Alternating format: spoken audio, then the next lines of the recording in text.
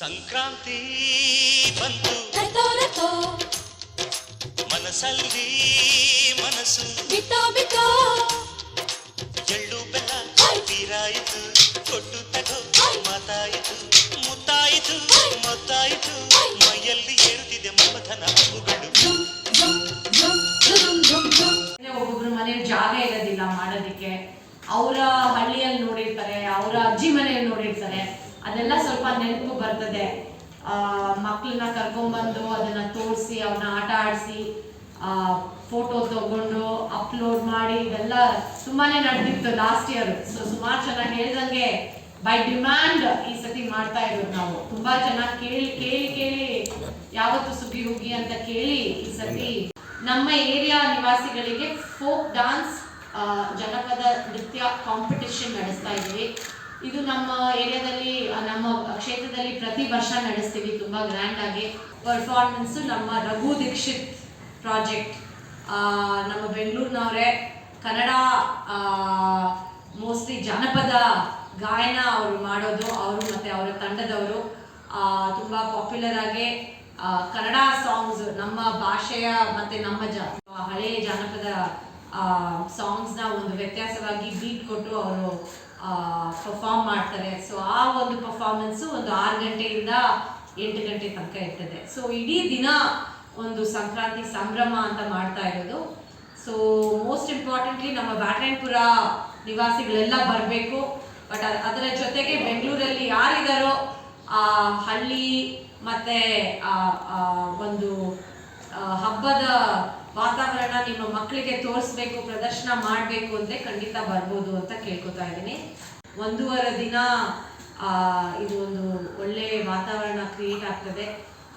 Community participation ಎಲ್ಲ ನಮ್ಮ constituency ವತಿಯಿಂದನೇ stall ಆಗಲಿ, ಕಾಂಪಿಟಿಷನ್ ಆಗಲಿ, ಪರ್ಫಾರ್ಮೆನ್ಸ್ ಆಗಲಿ ಮಾಡ್ತಾ ಇರೋದು. ಸೊ ಚೆನ್ನಾಗಿರ್ತದೆ. ನಮಗೂ ಸುಮಾರು ಜನ ನಮ್ಮ ರೆಸಿಡೆನ್ಸು ಇದರಲ್ಲಿ ಭಾಗವಹಿಸ್ತಾ ಇದ್ದಾರೆ.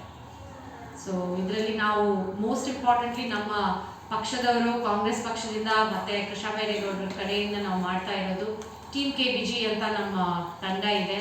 ಅದರಲ್ಲಿ ಎಲ್ಲ ಸೇರಿಕೊಂಡು ನಾವು ಮಾಡ್ತಾ ಇರೋದು. ಇದಕ್ಕೆ ಒಂದು 3-4 ಜನ ಮುಂದೆ ಬಂದು ಸ್ಪಾನ್ಸರ್ಶಿಪ್ ಹೆಲ್ಪು ಮಾಡಿದ್ದಾರೆ, ಸಪೋರ್ಟು ಮಾಡಿದ್ದಾರೆ. ಸೊ ಅವರ ಒಂದು ಸಪೋರ್ಟಿಂದ ಮತ್ತೆ ನಮ್ಮ ಲೋಕಲ್ ಸಪೋರ್ಟಿಂದ ಈ ಹಬ್ಬ ಆಚರಣೆ ಮಾಡ್ತಾ ಇದ್ದೀವಿ. ನಮ್ಮ ಬ್ಯಾಟರಾಯನಪುರದವರೇನೆ ತುಂಬಾ ಜಾಸ್ತಿ ಆಗ್ತಾ ಇದ್ದಾರೆ. ಸೊ ಹೊರಗಡೆನ ಯಾರು ಅಷ್ಟು ನಾವು limiting it to Byatarayanapura constituency. ಯಾರು ಬ್ಯಾಟರಾಯನಪುರ ಕಾನ್ಸ್ಟಿಟ್ಯೂನ್ಸಿ ನಿವಾಸಿಗಳಾಗಿದ್ರೆ ಅವರು ಖಂಡಿತ ಪಾರ್ಟಿಸಿಪೇಟ್ ಮಾಡ್ಬೋದು. ಡಾನ್ಸ್, ಫೋಕ್ ಡಾನ್ಸ್ ಕಾಂಪಿಟೇಷನ್ಸ್ಗೆ 3 cash prizes, first, second, third ಇದೆ.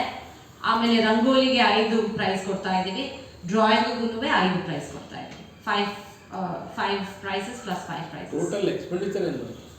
ಟೋಟಲ್ ಎಕ್ಸ್ಪೆಂಡಿಚರ್ ನಮಗೆ ಒಂದು ಪ್ರಾಬಬ್ಲಿ ಒಂದು